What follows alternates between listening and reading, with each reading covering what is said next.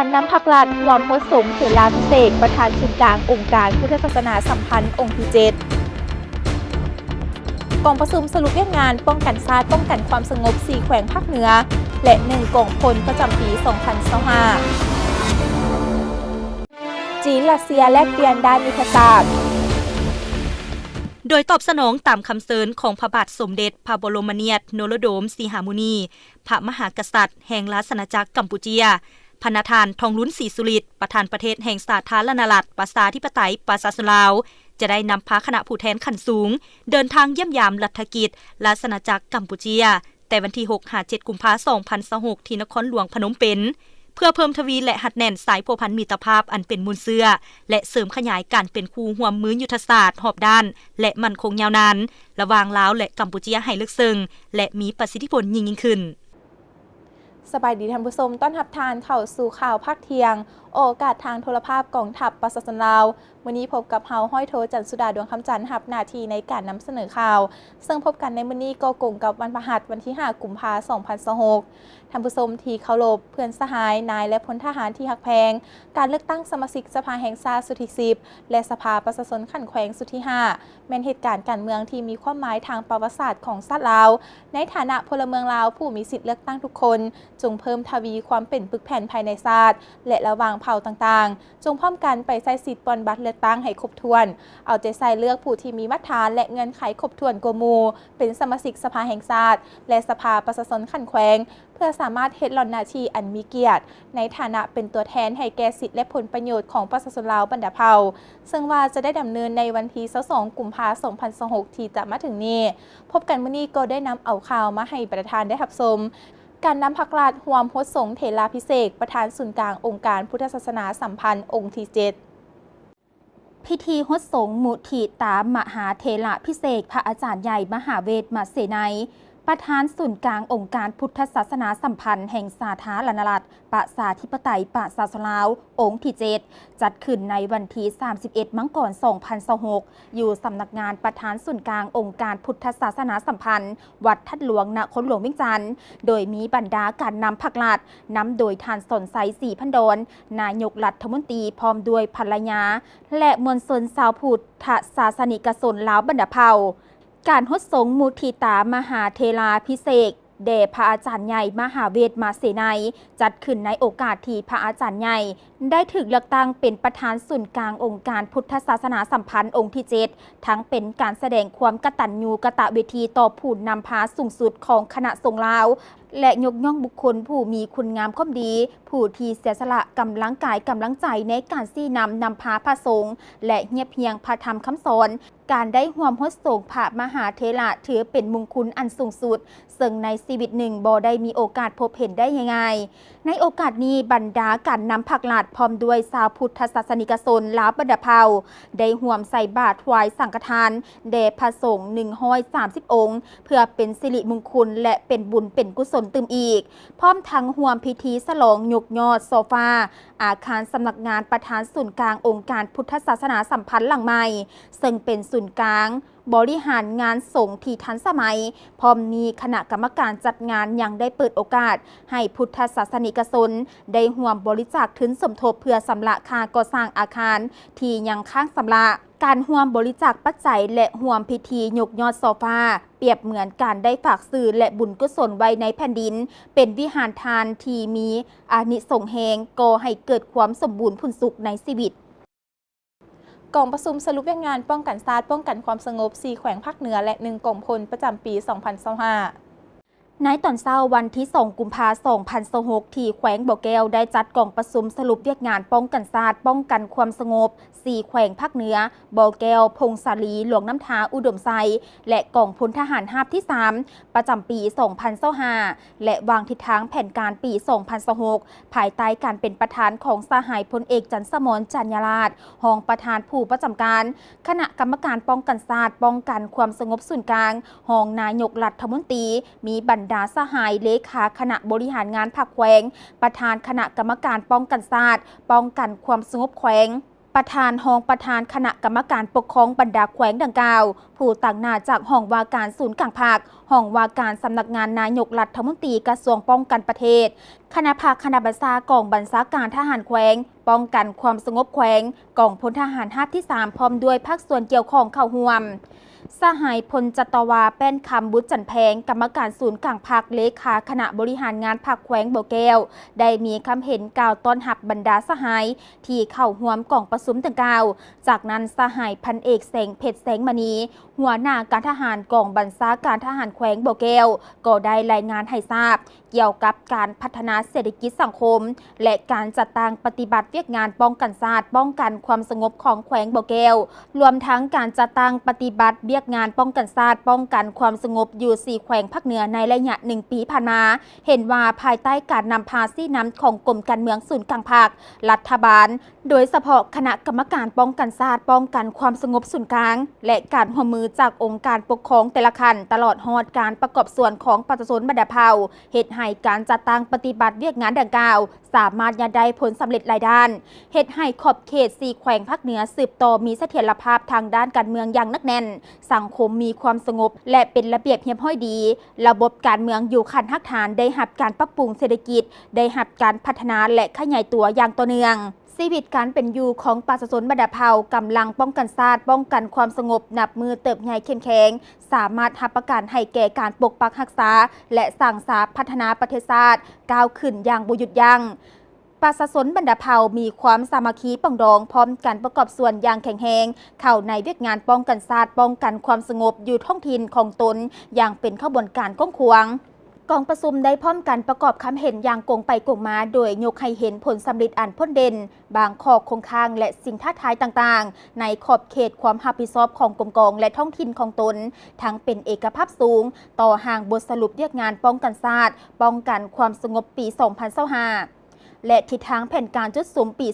2026ในโอกาสเข้าร่วมกองประชุมดังกล่าวสหายพลเอกจันทร์สมรจันยราชรองประธานผู้ประจำการคณะกรรมการป้องกันชาติป้องกันความสงบส่วนกลางรองนายกรัฐมนตรีก็ได้ให้เกียรติโอ้ล้มและให้ทิศที่นำต่อกองประชุมโดยได้แสดงความสมเสยต่อผลสำเร็จในการปฏิบัติเวียกงานป้องกันชาติป้องกันความสงบตลอดระยะ1 ปีผ่านมาอยู่ขอบเขต4แขวงภาคเหนืออันสำคัญสหายได้เน้นหนักให้คณะกรรมการป้องกันชาติป้องกันความสงบ4แขวงภาคเหนือและกองพลทหารที่ 3เอาใจใส่เวียกงานในต่อหน้าตื่มบางด้านเป็นต้นให้สืบต่อหันกำลังลงก่อสร้างรากฐานการเมืองปรับปรุงองค์การปกครองท้องถิ่นแก้ไขแนวแนวที่จะพาให้เกิดความบ่สงบโดยหลายมาตรการหลายวิธีการอย่างมีจุดสุมและแท้ถึงตัวจริงเสื่อมซึมแนวทางของพรรคระเบียบกฎหมายของรัฐเป็นเจ้าการและสกัดการปรากฏการณ์ยอดทอต่างๆเอาใจใส่จัดตั้งผันขยายมติกล่องประชุมใหญ่ผู้แทนทั่วประเทศครั้งที่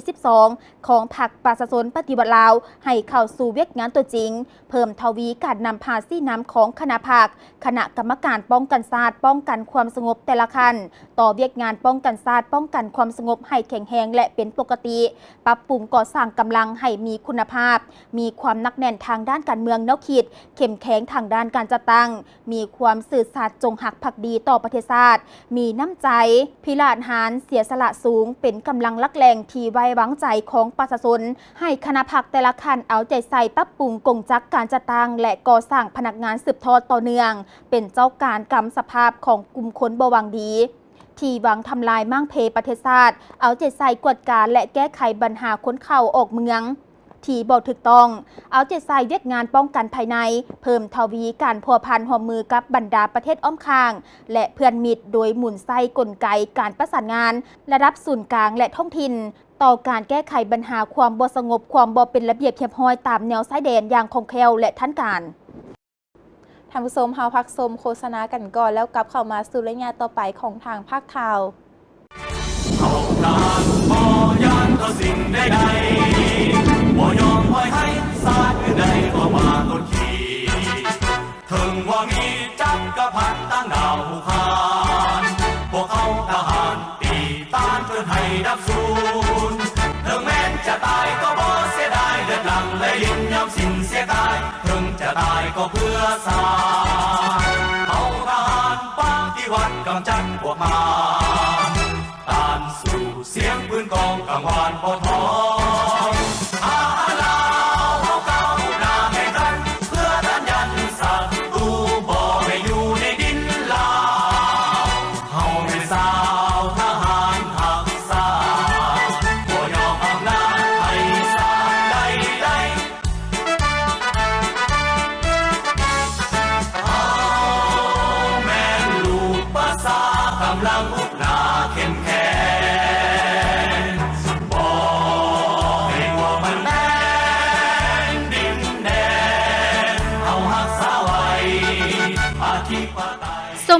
วันสั่งตั้งกองทัพประชาชนลาวสาวมังกร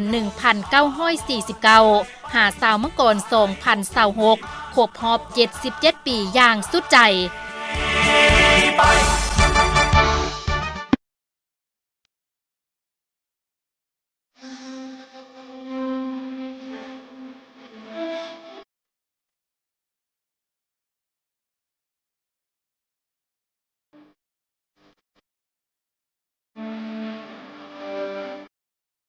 โรงเรียนก่อสร้างใน10เล็ก2เวียงไซเปิดเรียนสนับสนุนให้มหาชนก้าวหน้าวันที่28มังกรนี้โรงเรียนก่อสร้างใน10ทหารราบเล็ก2เวียงไซได้เปิดเรียนสนับสนุนให้มหาชนก้าวหน้าที่จะขยายเข้าเป็นสมาชิกพรรคโดยการเป็นประธานของสหายพันเอกบุญมีไต่ชัยวงศ์คณะประจำพรรคของหัวหน้าการเมืองโรงเรียนมีแผนกจัดตั้งพรรคตลอดฮอดมหาชนก้าวหน้าเข้าร่วมสหายพันโททองคูณคุณอินหองหัวหน้าแผนกจัดตั้งพรรคได้ผ่านมติตกลงของคณะประจำพรรคโรงเรียนก่อสร้างใน10เล็ก2เวียงไซว่าด้วยการอนุมัติให้มหาชนก้าวหน้าจำนวน9สหายเรียนสนับสนุน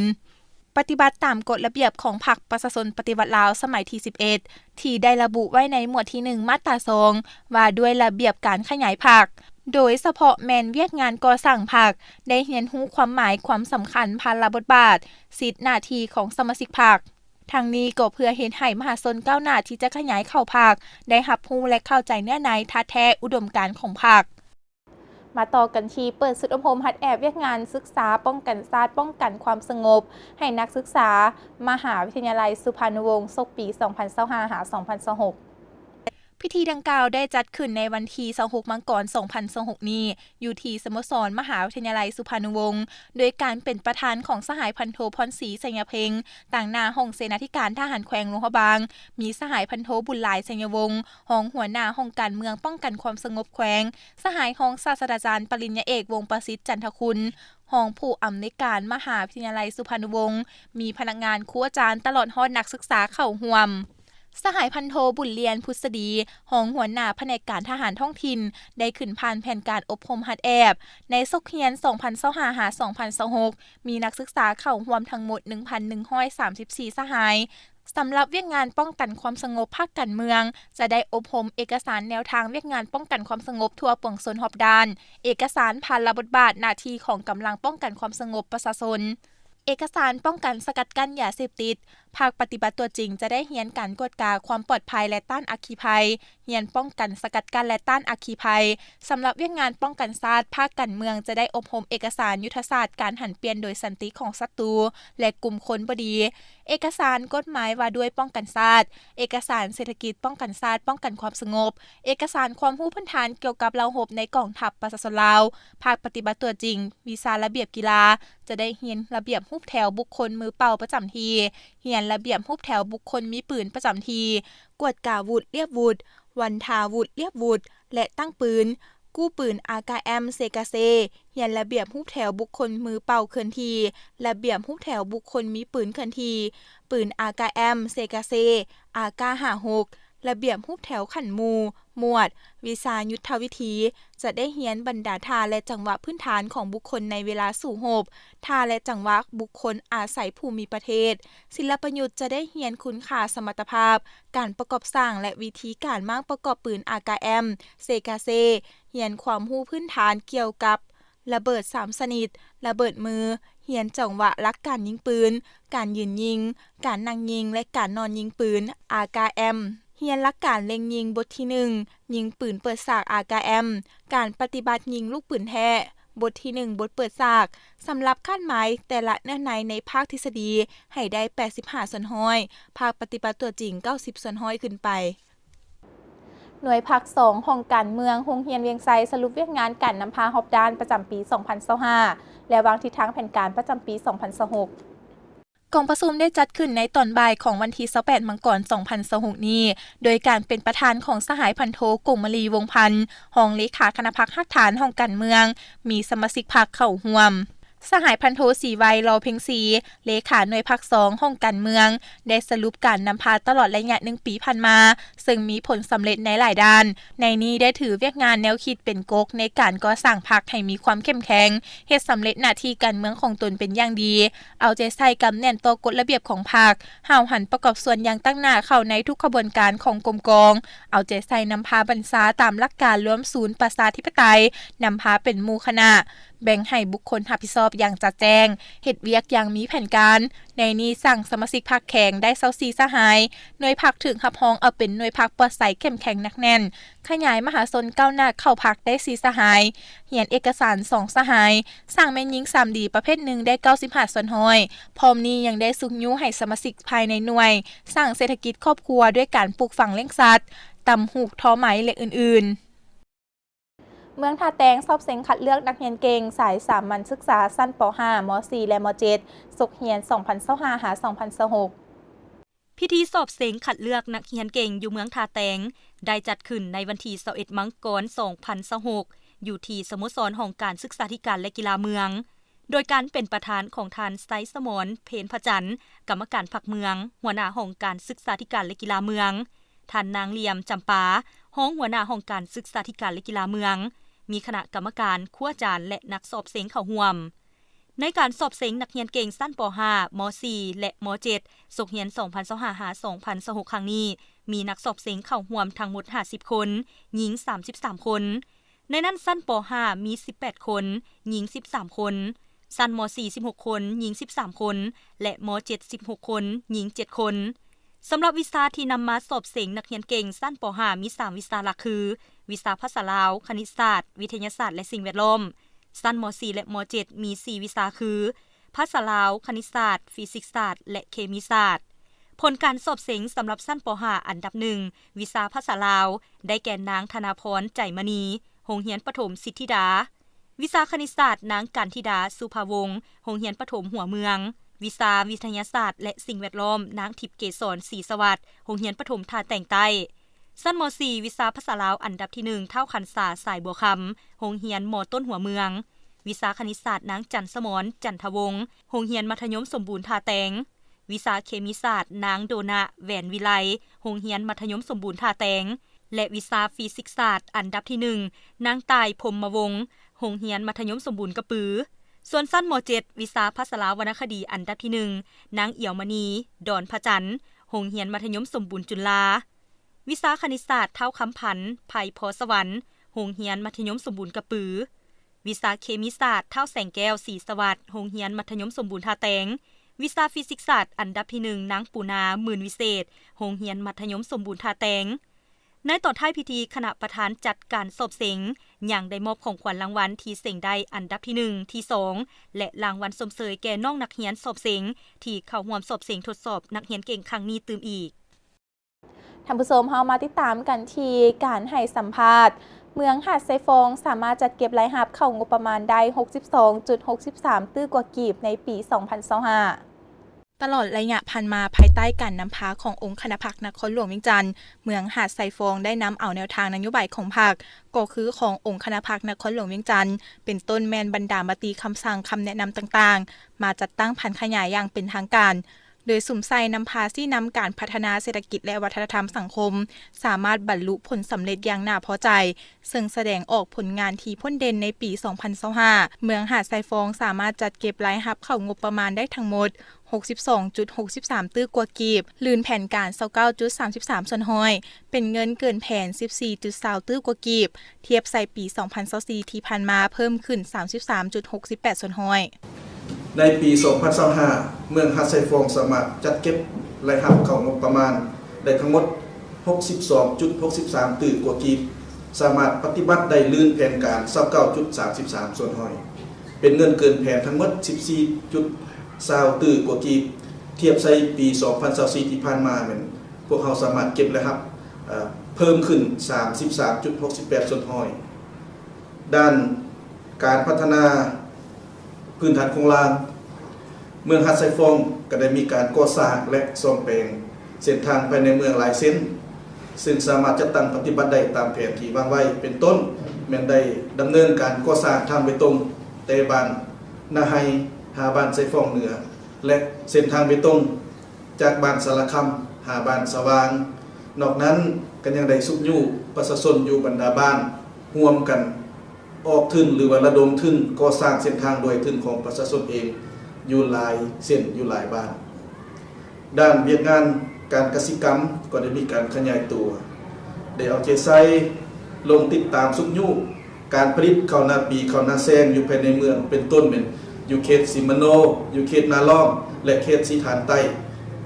ผลผลิตข้าวรวมทั้งหมดในปี 2025 บรรลุได้ทั้งหมด 44,297 ตันการปลูกพืชผักเป็นสินค้าเป็นกระบวนการฝึกฟื้นแม่นอยู่เขตบ้านหันกะซา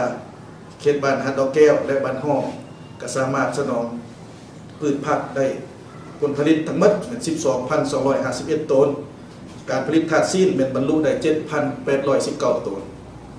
ด้านเวียกงานอุตสาหกรรมและการค้าได้ติดตามการเน่งตีนของราคาสินค้าในท้องตลาดอยู่ภายในเมืองพร้อมกันนั้นก็ได้ติดตามการขึ้นลงของราคาน้ำมันตามแจ้งการของกระทรวงอุตสาหกรรมและการค้าอย่างเป็นปกติ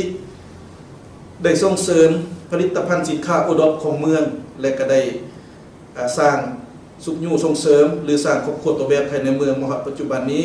มีสินค้าโอท็อปละ8หัวหน่วยได้เอาใจใส่เวียกงานจัดสรรความเป็นระเบียบเรียบร้อยในตัวเมือง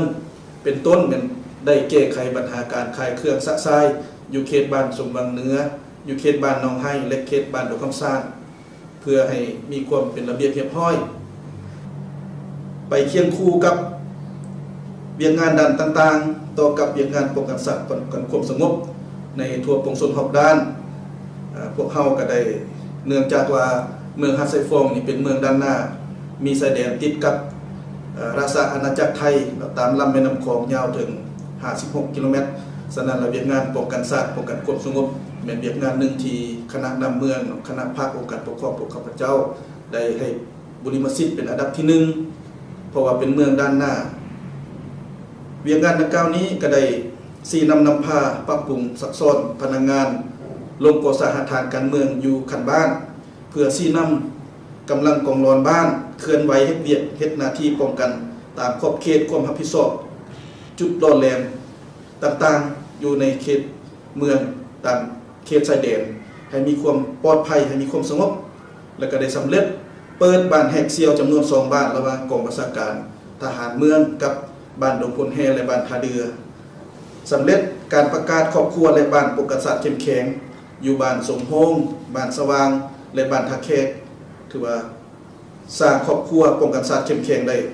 533ครอบครัวได้จัดกำลังออกเคลื่อนไหวกวดกาสาราเวและออกปฏิบัติหน้าที่ป้องกันเวียนยามตามขอบเขตความรับผิดชอบทั้งหมดในปี 2025 ที่ผ่านมาจำนวน23ครั้งท้ายนี้ในนามต่างนาให้องค์คณะพรรคองค์การปกครองเมืองฮัตไซฟองและประชาชนชาวเมืองฮัตไซฟองขอแสดงความรู้บุญคุณอย่างล้นเหลือต่อการนำพาอันถูกต้องและสละสงสัยของพรรคและรัฐบาลที่ได้นำพาประเทศชาติให้มีสันติภาพมีความสงบและได้รับการพัฒนาอย่างต่อเนื่องพร้อมนี้ก็ขออวยพรให้การนำภาครัฐตลอดนายและพลทหารพนักงานรัฐกรและกำลังประกอบอาวุธทุกท่านจงมีสุขภาพแข็งแรงประสบผลสำเร็จสืบต่อเป็นเสาหลักให้แก่ประเทศชาติและสืบต่อนำพาประเทศชาติพัฒนาก้าวขึ้นไปอย่างบ่หยุดยั้งต่อไปเส้นทางติดตามรับชมการรายงานข่าวต่างประเทศสวัสดีท่านผู้ชมยินดีต้อนรับประธานเข้าสู่การรายงานข่าวต่างประเทศซึ่งวันนี้ก็มีหลากหลายข่าวที่จะได้มานำเสนอให้บรรดาท่านได้ติดตามรับชมและมาเริ่มกันที่ข่าวจีนรัสเซียแลกเปลี่ยนด้านยุทธศาสตร์วันที่1 กุมภาพันธ์ 2026 นี้ทานหวังอี้กรรมการกรมการเมืองศูนย์กลางพรรคคอมมิวนิสต์จีนหัวหน้าห้องการคณะกรรมการเวียกงานการต่างประเทศศูนย์กลางพรรคคอมมิวนิสต์จีนได้พบปะกับทานเซอร์เกย์คูซูเกโตวิชซอยกูเลขาธิการสภาความมั่นคงสหพันธ์รัสเซียและดำเนินการแลกเปลี่ยนด้านยุทธศาสตร์อยู่นครหลวงปักกิ่งสาธารณรัฐประชาชนจีนท่านหวังอี้ได้แสดงความยินดีต้อนรับทานซอยกูที่เดินทางมาเยี่ยมยามจีนในนามต่างหน้าทานวลาดิเมียร์ปูติน ประธานาธิบดีรัสเซียท่านกล่าวว่าในฐานะเป็นประเทศใหญ่ในโลกและประเทศสมาชิกถาวรของสภาความมั่นคงองค์การสหประชาชาติจีนและรัสเซียมีความรับผิดชอบและมีพันธะที่จะต้องปฏิบัติลัทธิหลายฝ่ายอย่างแท้จริงรักษาระบบสากลที่ถือองค์การสหประชาชาติเป็นแกนกลางส่งเสริมโลกที่มีหลายขั้วอย่างเสมอภาคกันและเป็นระเบียบเรียบร้อยพร้อมด้วยเศรษฐกิจโลกาภิวัตน์ที่ได้รับผลประโยชน์ร่วมกันและเป็นแบบกลุ่มรวมสุขยุการสร้างระบบบริหารทั่วโลกที่ยุติธรรมและสมเหตุสมผลกว่าเก่าจีนยินดีร่วมกับรัสเซียปฏิบัติความรับรู้ที่เป็นเอกภาพกันอันสำคัญระหว่างประมุขรัฐ2ประเทศให้ดีเพื่อสุขยุให้สายพัวพันจีนรัสเซียก้าวไปสู่ระดับใหม่ท่านซอยกูกล่าวว่ารัสเซียยึดมั่นในหลักการประเทศจีนเดียวอย่างเสมอต้นเสมอปลายเอาใจใส่ติดตามอย่างใกล้ชิดต่อการกระทำของอิทธิกำลังปรปักษ์ที่ทำลายความมั่นคงของสองแคบไต้หวันเด็ดเดียวขัดขานญี่ปุ่นเล็งลัดกลอุบายการเสริมกำลังทางการทหารยินดีร่วมกับจีนเพื่อสืบต่อร่วมกันรักษาท่าเอียงการพัฒนาที่มีระดับสูงของการพัวพันรัสเซียจีนและสุขอยู่การสร้างโลกหลายขั้วที่ยุติธรรมและสมเหตุสมผลกว่าเก่า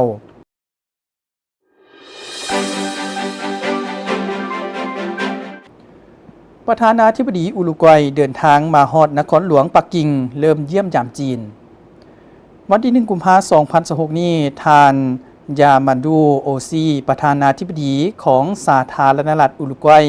ได้เดินทางมาฮอดนครหลวงปักกิ่งเริ่มเยี่ยมยามจีนทางรัฐกิจเป็นเวลา7 วันนี่มาเป็นการเยี่ยมยามจีนทางรัฐกิจครั้งทับอิฐของท่านประธานาธิบดีโอซีในระยะเยี่ยมยามจีนท่านสีจิ้นผิงประธานประเทศจีนจะต้อนรับและพบปะกับท่านประธานาธิบดีโอซีโดยจะแลกเปลี่ยนความเห็นอย่างลึกซึ้งเกี่ยวกับการลงลึกการพัวพันคู่ร่วมยุทธศาสตร์รอบด้านระหว่างจีนอุรุกวัยการสุขยุการร่วมสร้าง1แล้ว1เส้นทางอย่างมีคุณภาพสูงและปัญหาสากลและภาคพื้นที่2ฝ่ายมีความสนใจร่วมกันที่ผ่านไปนั้นก็เป็นข่าวการเคลื่อนไหวเวียกงานต่างๆภายในกองทัพที่ได้นำมาให้ประธานได้รับชมก่อนจากกันขอฝากความเป็นห่วงเป็นใยมายังพนักงานนักรบที่กำลังปฏิบัติหน้าที่อยู่เขตห่างไกลซอกลีกจงรักษาสุขภาพของตนให้แข็งแรงและพร้อมกันเฮ็ดสำเร็จทุกหน้าที่ที่การจัดตั้งคันเทิงมอบหมายให้มาฮอนี่เวลาของทางภาคข่าวก็ได้หมดลงแล้วประธานสามารถติดตามรับชมภาคข่าวย้อนหลังหรือเพิ่มเติมได้ที่ Facebook Page LATV YouTube LATV TikTok LATV สำหรับมื้อนี้ลาท่านผู้ชมไปก่อนสบายดี